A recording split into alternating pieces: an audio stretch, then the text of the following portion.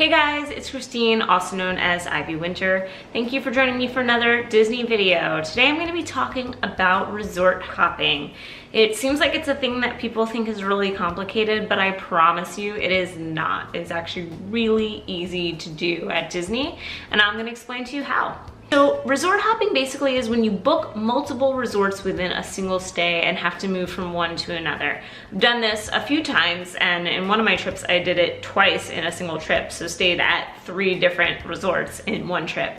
And it sounds really daunting, it sounds like it's a lot of work, but I promise you it isn't. So the way that you would set this up is you would book a beginning part of your trip, whether it's a full package with a ticket or maybe just hotel room only, and say you're gonna stay at Pop for a few days, and you decide you're gonna book from February 1st to February 4th. So you book that package or that hotel room as its own booking on the website, get all that, get your confirmation number, great. Then your next step is to book a hotel room only for the next few days if you want to be fancy and move to the Grand Floridian. So you would then book that overlapping the 4th to the 8th.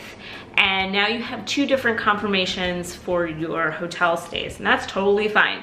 When a cast member sees that in their system, you know, if you're calling about reservations, they're gonna see that you have 2 reservations, they're gonna see that you're transferring over. Everything's connected to your account, so there's no confusion there. But basically you wanna just make sure that you are overlapping, because you're going to be checking out of one hotel and checking into another on the same day. And if you don't overlap, you're not gonna have a place to sleep for that night.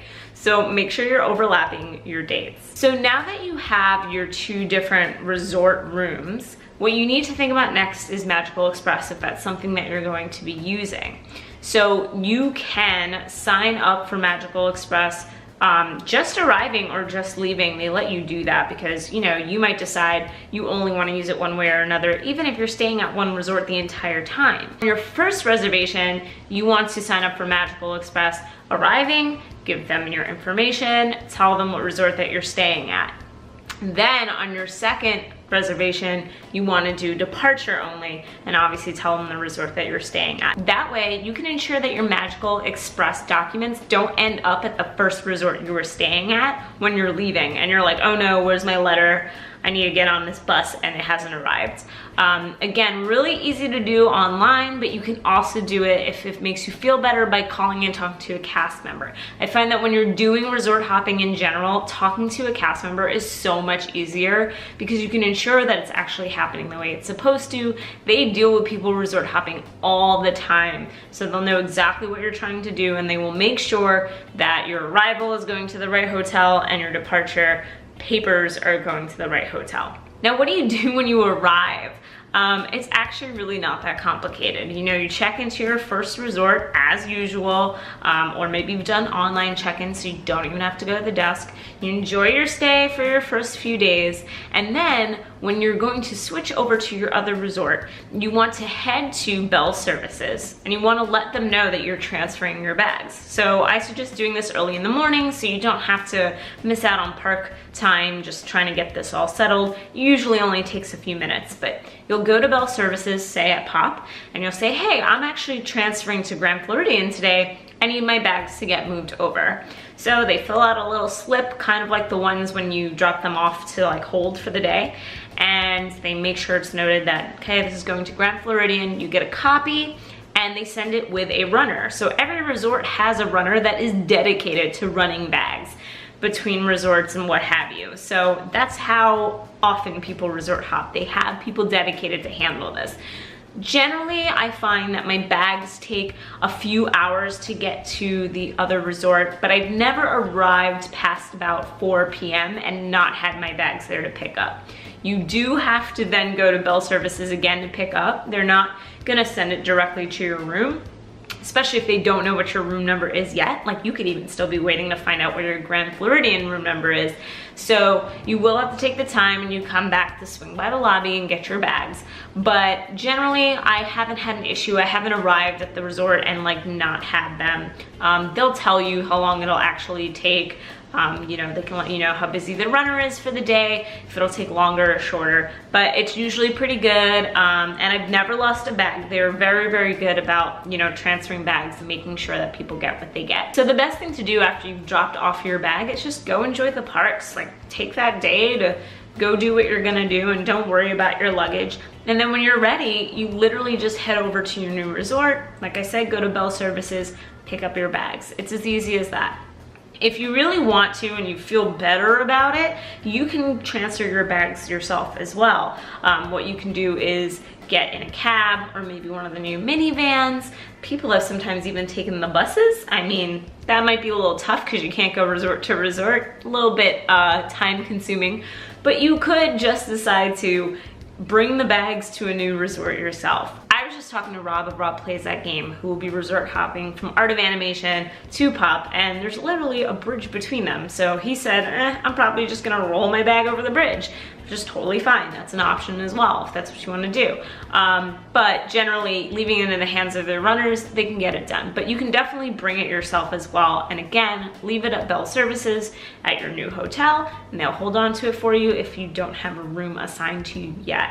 That's pretty much it. That's pretty much how it works. I find that because of the way Disney's system works, that, you know, if you check in online, you don't have to go to the desk and you don't have to check out. Generally, they slip a paper under your door that says like you're all set, especially if you put a card down to cover any payments. It just lets you do this faster because you don't have to go to a desk and check out. You don't have to go to a desk at the new resort and check in. Like, everything is seamlessly happening.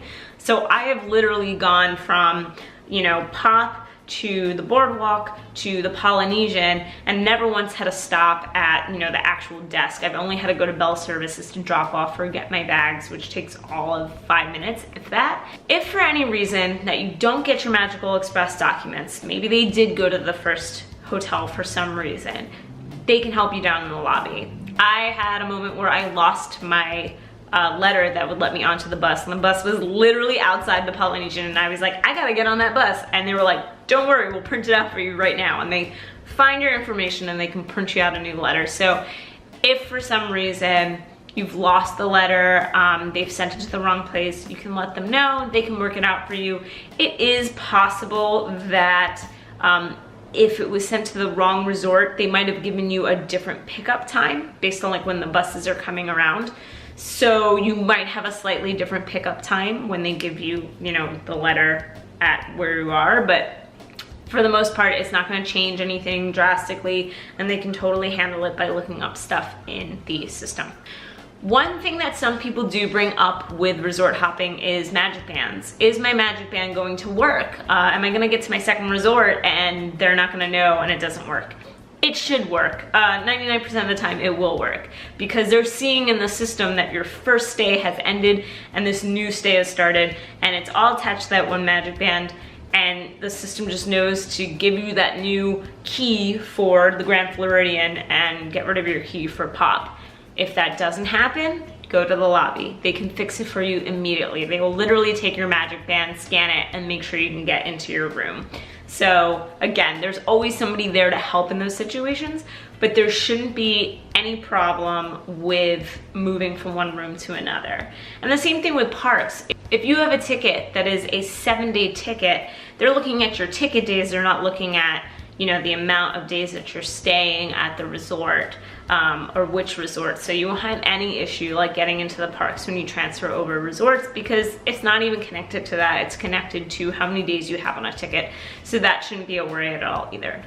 So hopefully this explained resort hopping a little bit better. If you have any other questions about how to do it, if you have any concerns about it, a weird situation in terms of what you're doing with resort hopping and you want an answer, let me know in the comments below. If you like this video, then like it. If you like me, you should subscribe. If you don't like me, I'm sorry, I tried. Anyway, I hope you guys have a great rest of the day, and I'll see you guys later. Bye.